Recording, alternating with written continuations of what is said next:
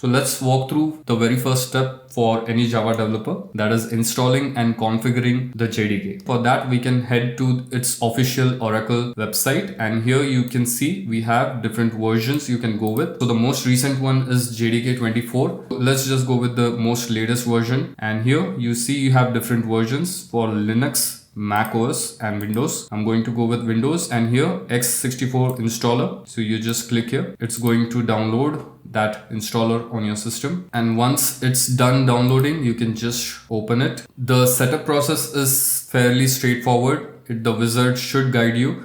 All you do is just click next. This is where you can customize the location. I'm going to go with the default one, and next, and then you close. And now comes an important part. We need to set environment variables. To do that, we just go to this PC and properties, and here we have advanced system settings. You go here, and here we have the option to set environment variables. We just go here. Here we need to create a new variable called Java home, and the variable value would be the path of the installation.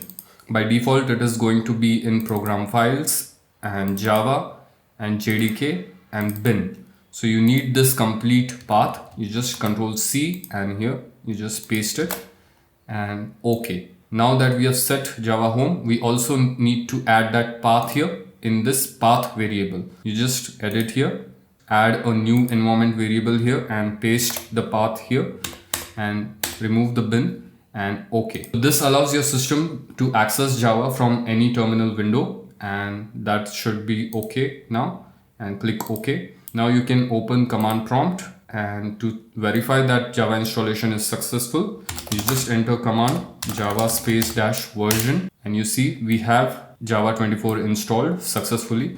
Also, we can check Java C version. This is the Java compiler version. So you see both Java and Java C, they are installed successfully on our system.